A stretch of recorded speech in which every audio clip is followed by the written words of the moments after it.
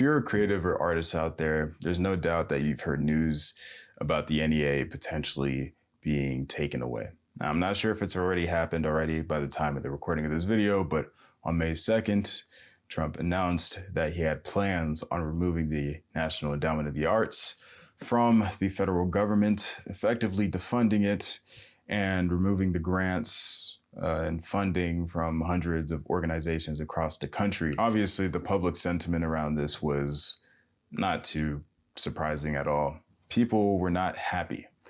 Artists were not happy. Creatives were not happy.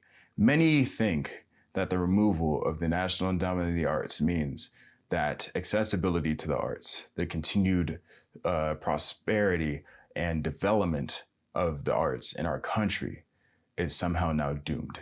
That this is now an existential threat as far as the arts go and as far as expression goes to our country to have the NEA removed. I understand the stigma around wanting to remove federal agencies. And it's important to have that type of skepticism or that type of suspicion with regards to federal agencies being taken away. We have to, because federal agencies, for the most part, generally speaking, provide the backbone and foundations for so many faculties of our society that if we were to just start chipping away at things, it would give power to either too many people or too little people. So with these agencies, they're able to provide a general universal coverage across the country for certain things that a local government would not otherwise be able to sustain for themselves. We have our national military, we have a Department of Justice, we have a Department of Education. They work very well to provide a uniform general baseline that state and local representatives can work off of and thrive off of. So with that in mind, where does the National Endowment of the Arts stand? If you ask the NEA, they will tell you that they are the most substantial backer of the arts in our country, that they are one of the largest funders of the arts in our country, that they provide grants and various opportunities to the underserved, indigenous groups, colleges, universities, towns, and different organizations to growing those areas and making sure that the arts in this country stay alive. How true is that? I'm not somebody who is in favor of loosely casting away federal agencies, especially for reasons of like frivolous spending. I feel like there are other matters that we could worry about in regards to spending. So with federal agencies, it's always going to be a delicate subject.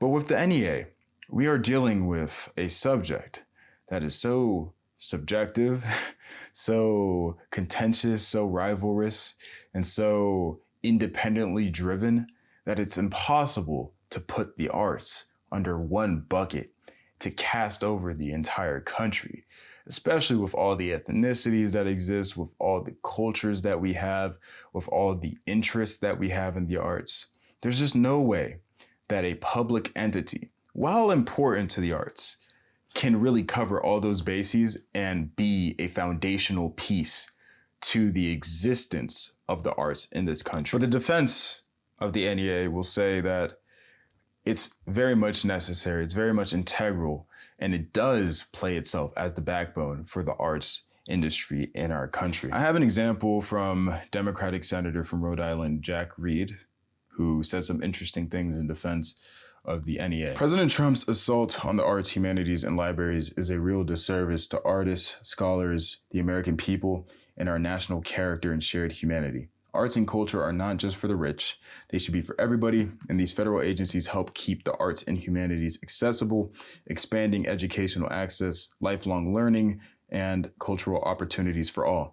The federal government has a responsibility and a direct interest in supporting the arts, culture, humanities, and science. We must be careful with mixing up supporting with sustaining. There are a few things that I want to highlight with what he said. First, the fact that federal agencies help keep the arts and humanities accessible.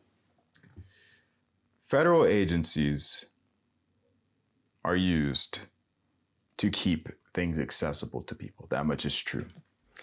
There are a lot of responsibilities that we are alleviated from as individuals when we have federal agencies to provide the backing, obviously off of our taxpayer dollars, because where else is the money going to come from? But when we're dealing with the arts here, where in history has any federal government ever successfully supplemented and maintained the arts in their country? If we're speaking on authoritarian terms here, it would be more risky to have a federal government be the arbiter or be the foundational backbone of the arts in a country. It has always been the people that drove the initiative, the government that supported, not the other way around. And we have to understand that if we're to discuss the existence of the NEA and obviously the broader issue with communities in our country not having enough artistic or creative supplementative forms for citizens to be able to engage in those matters and to be able to support those movements. Both Democratic and Republican presidents have strongly supported these fundamental federal agencies, and Donald Trump is the only president who has sought to eliminate America's arts and humanities endowments.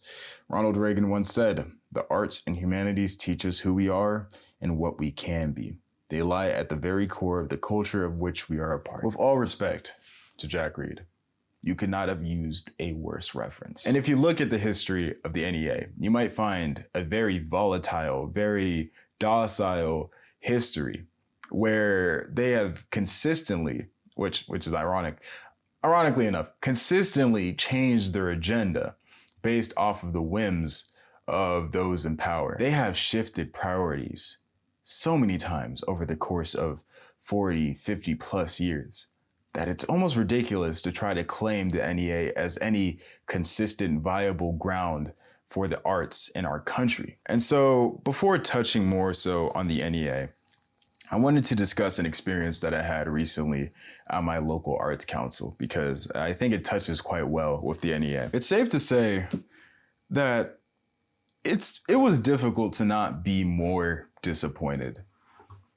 And it's kind of crazy what can happen when you leave something like the arts to the control of a bureaucratic board that's funded and basically spoon-fed by the county in this case. At 641, they talked about minutes. They debated some grant proposal for a school, some 5-year strategic plan at 650, which probably related mostly to finances more than anything else.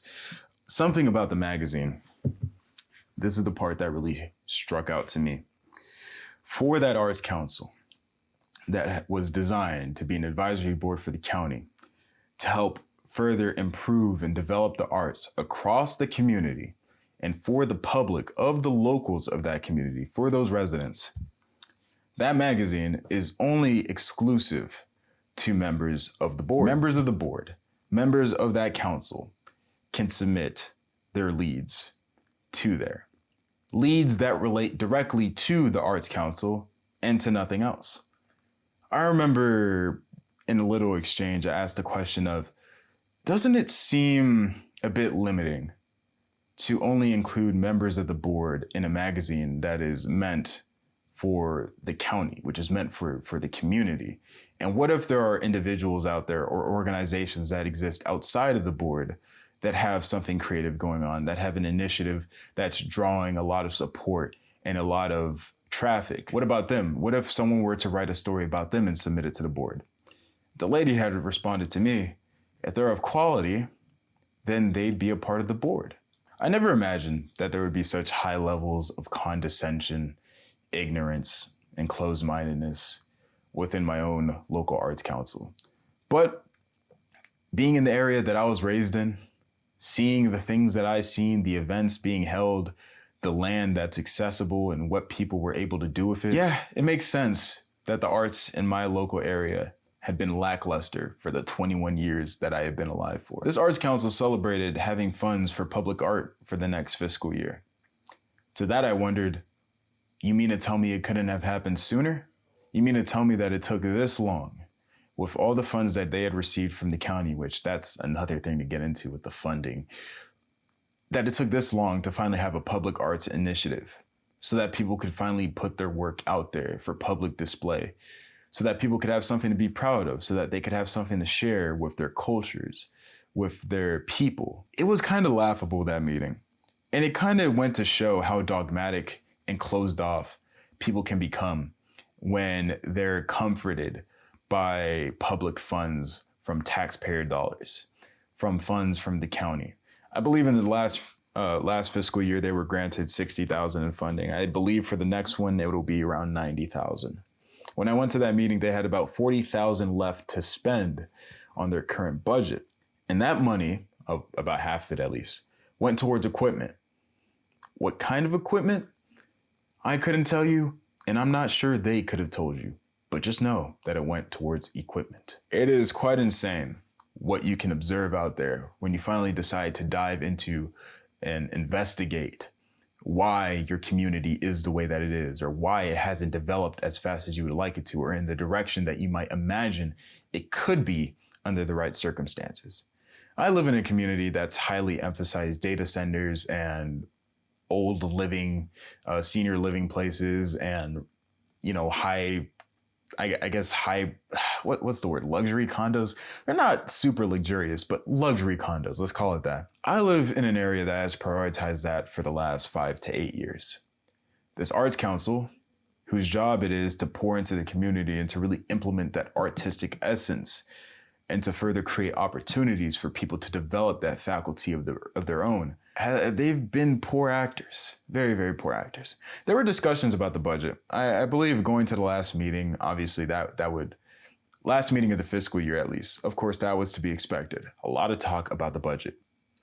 But as far as means of improvement, as far as ways of being able to market themselves and being able to be more interactive with the people that they want to be seen from so bad, they always retract it to themselves.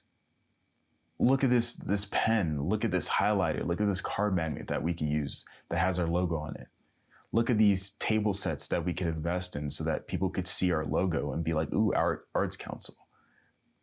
It was very strange to see, quite frankly. And it is very much a bureaucratic board. When you have members of the board that own their own organizations, that own their own agendas, you cannot expect them to not vote in favor of what can best serve their organizations. And when it came to the end of the meeting, they all shared events that they planned on going to, events which all belong to members of the board and nothing outside of it. We're dealing with pinballs stuck in a machine that can't look outside themselves because they feel so pompous, so grandiose in their nature, that to try to reach out to individual organizations, independent organizations, or individual influencers would be too low for them. And so when I saw that, I really started questioning things. I started relating it back to the NEA. And I just thought to myself, if this is how a local organization runs itself, I could not imagine how a board of bureaucrats on the federal level manage the arts in the same way. There's a danger with bureaucracies running the arts, any type of arts initiative. Individuals like the ones that I had seen at that art council are prone to believing that they could influence and shift the way that individuals view the arts and culture in their region. They believe that they can shift the narrative so that people can be driven towards a direction. It's like a herd of sheep being guided by the shepherd. And I believe that the National Endowment of the Arts also carries similar sentiments, which is why when President Trump made his announcement on May 2nd, they started pulling back grant funds for these various organizations and individuals that found it so imperative that they receive those funds. Working off of an agenda, trying to drive it towards one way so that these organizations can shift their focus towards this idea of the arts instead of the one that they desire, instead of the one that their people desire.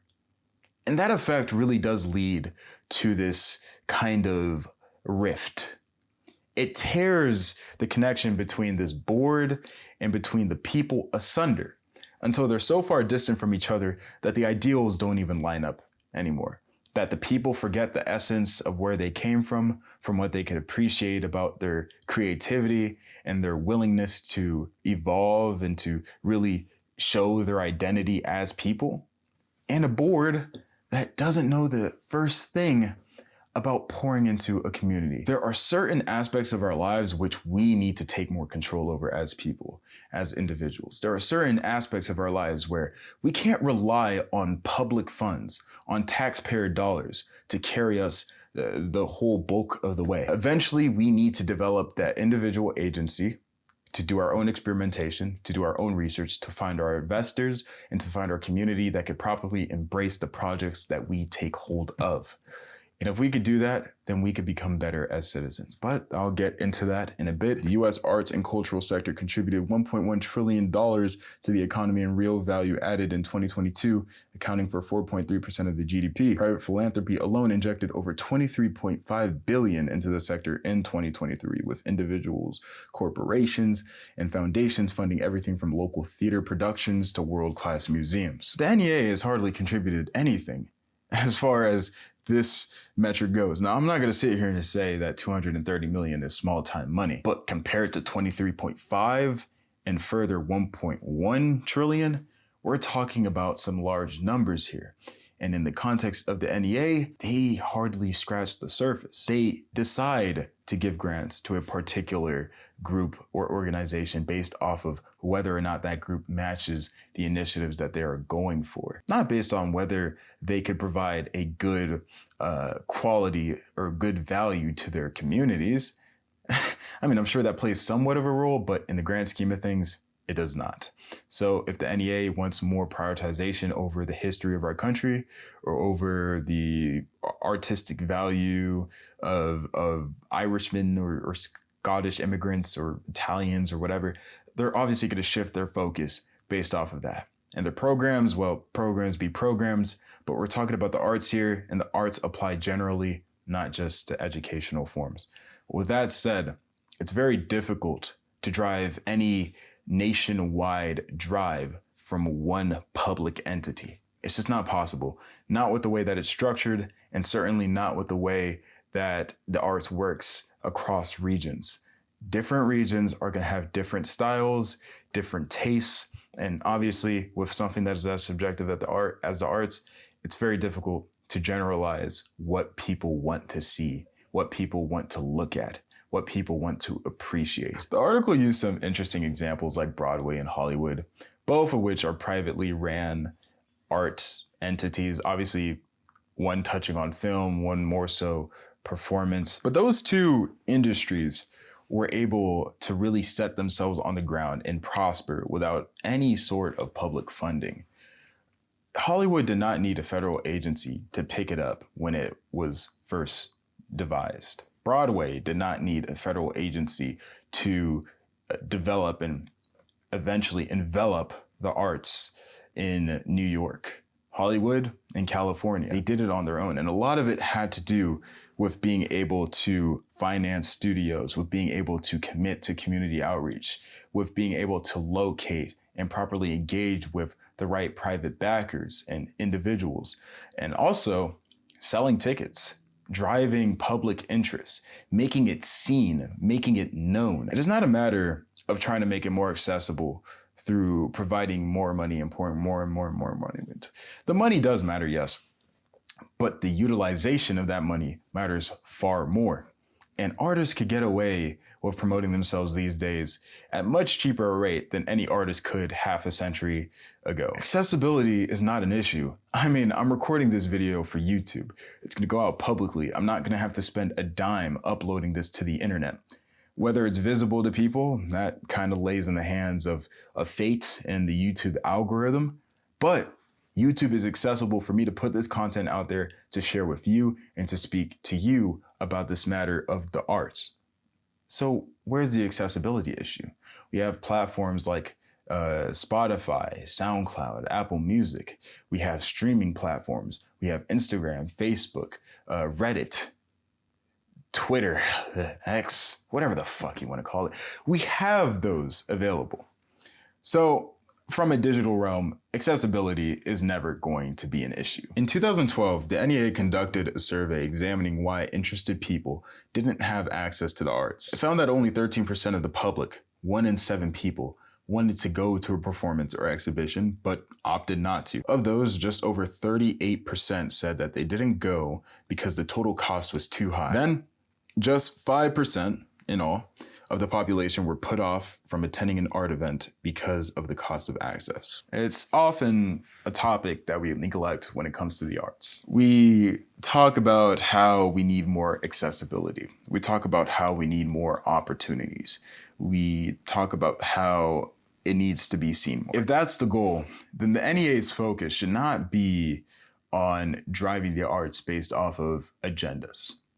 Its focus should be on investing in local projects like infrastructure. It should be in investing for theaters, amphitheaters, museums, lounges where people could have their literary talks or group together. It should be for creating artistic incubations where people can develop their projects further for their community. For me to attend any decent theatrical performance, I have to drive all the way up to Washington, D.C. That should say all that needs to be said. For that local arts council, and for that particular region, there might be only one theater in that area, one performing theater in that area. But accessibility does play a huge role. It should not be undermined in this conversation, because if we're going to talk about the sustainability of the arts within a country, then we need to start rallying around creating places and environments where we could further develop those means. For instance, Washington, D.C. has Busboys and Poets. It's a very popular cafe chain in D.C. that has open mic events, I believe poetry. I believe they also do performances there as well. They very much engage in the culture of D.C. because D.C. really has their shit together. I'm not gonna lie. They have their shit together. For the region's local arts and creativity, DC is the best example. It's the best blueprint to go off of because they do take that initiative. Even in places where you might not expect to see the arts or might not really pay attention to it, the arts adds on to it. It makes places more vibrant. It gives people more personality. It makes for social incubation that is important and vital to the public and to our health. Obviously, when we're talking about the arts, we're talking about a limited quantity of who can see, who can observe. That's what drives interest. It's human nature at the end of the day. When something isn't easily accessible, we're going to work harder to try to gain access to it, assuming that we actually have an interest in that particular thing. With the arts, that's always kind of been the case. But with the NEA, that's trying to position themselves in a way that can make the arts non-excludable, that can make the arts non-rivalrous. It's just touching on a challenge that is quite possibly, it's impossible to really get to. It's insurmountable what they are trying to achieve with the arts. There's always going to be some competition. That's what drives innovation. That's what drives people's imaginations to continue to construct and develop new ideas. That's what drives the avant-garde of the arts. It's difficult to see how the NEA's small-scale grants could achieve such lofty goals, nor is there much evidence that the NEA is currently achieving them. One must only look at the politically polarizing debate over historical government statues to see how public art can create division rather than heal it. In the last 5 to 6 years, there was a lot of debate over statues and whether or not they should stand or whether or not they should fall. Of course, there's a lot of controversy, particularly around statues of Civil War heroes from certain points of views, I guess. But that is true. If debate is heavily at the forefront of what is allowed and what should be denied with the arts, we're already in trouble. That's in itself is going to lead to a stagnation, if not a dipping value of the arts in our society, if the agency that supports the arts is engaged in that level of discourse. Unlike education or vaccination, where the social benefits are widely shared and measurable, the supposed positive externalities of the arts are highly subjective and diffuse. The value of a symphony, mural, or experimental theater piece depends almost entirely on individual taste. What inspires one person may bore or offend another. There's no proof these supposed benefits boost public welfare or productivity, and no good reason taxpayers should be forced to pay for the art that they don't value. I think it's only fair. And I think the biggest challenge for an artist is accepting the fact that most people will not like, care, or appreciate what you do. We take a lot of pride in our productions. With this YouTube video, I'm taking a lot of pride in doing the research and really ascertaining to the facts that I have obtained and making sure that I could properly articulate the subject. I'm taking a lot of pride in that. I'm taking a lot of agency in that. But that doesn't mean that other people will take a lot of pride in watching this and appreciate all the words that I'm saying, or even take the time out of their day to really care about what I'm saying. And that's just a harsh reality of the arts. Most people are not really going to care. And you can't really gain much from shoving something down their faces and telling them, hey, look at this and appreciate this. We can't do that. It's simply not possible. Those involved in the arts sometimes make wild claims about the economic benefits of NEA funding. The NEA itself has said its grants provide a significant return on investment of federal dollars, with $1 of NEA direct funding leveraging up to $9 in private and other public funds. This implies a massive government multiplier to the cultural economy, perhaps because of the benefits of the signal provided by getting NEA's seal of approval. The seal of approval from the NEA is supposedly bringing forth this effect that causes a bunch of private investors to pour into an initiative. Essentially, they believe that the NEA's dollars can control and influence the flow of the arts and whether private backers really take initiative in funding arts initiatives across the country. Technocratic arts policy research has recognized, however, that the NEA's 1=9 leverage statistic has no basis in evidence. It assumes that none of the matching funds from private donors would exist without federal seed money, which is false in most cases. In fact, Create Equity says that non-state money is usually already committed, meaning it's the NEA that makes the match. The organizations typically do the investment first, the NEA follows. And if this is the case for even half of the investments that the NEA makes into these organizations, even that is pretty damning as to its credibility. But man. Now, if we go back to that idea of the free rider problem, we deal with an issue where when there's an entity that's taking the load of responsibility for a particular service in our society, people tend to take a step back. It's a natural phenomenon. It's human nature. It happens all the time. When there is an entity out there that will provide you with means of sustenance and where you feel as though you're comfortable enough to where you don't need to take any more responsibility, even if that additional responsibility could help, you often take that step back. And that over time builds quite a bit of entitlement across the board. And we've seen that with the NEA, quite frankly. With the NEA promising to be this arbiter, to be this foundation for the arts across our society, a lot of artists have allowed themselves to become complacent, to where we've now reached a point where with the defunding and with the potential cut of the NEA, people are in panic mode as to whether or not the organizations can even survive in this climate, which is absolutely insane. You mean to tell me that these organizations throughout their time did not take the chance to properly develop relations with private backers, with any type of investors, with any type of community board or any type of individual base that could continue to crowdfund them and continue to supplement them? How much are they giving to their actual community? Or are they just loose programs? I could understand education. I think education is a whole different ballgame. Of course, you're not going to really rely on a school to fund an arts initiative. They don't have the pockets of the NEA.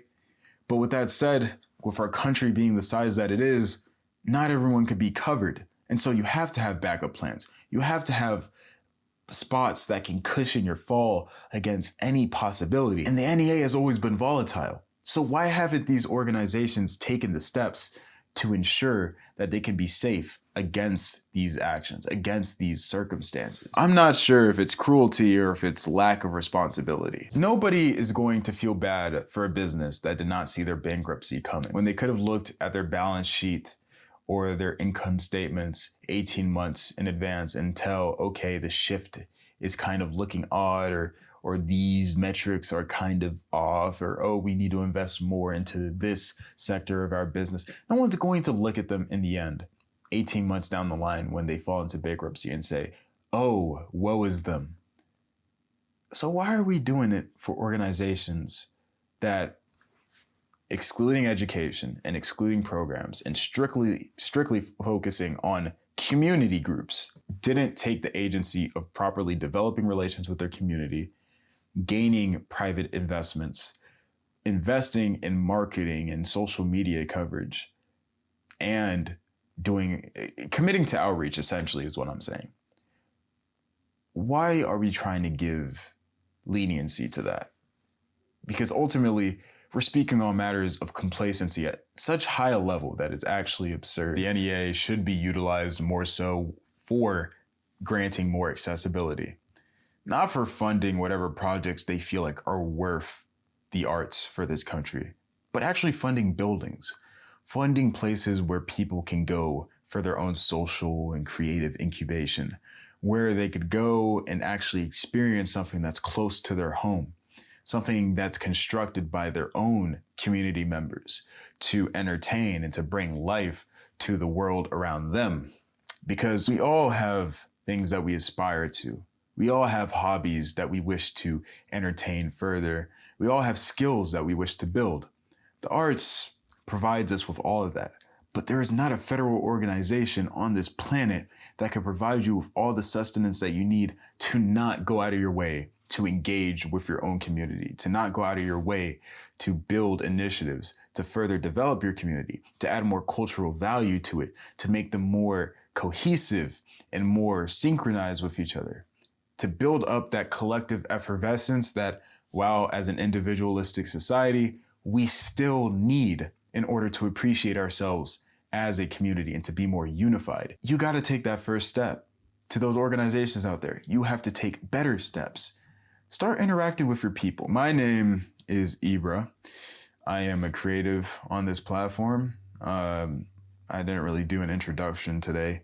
That's on me. If you'd like to follow my Substack, I'll leave a link down below. I also got my social medias.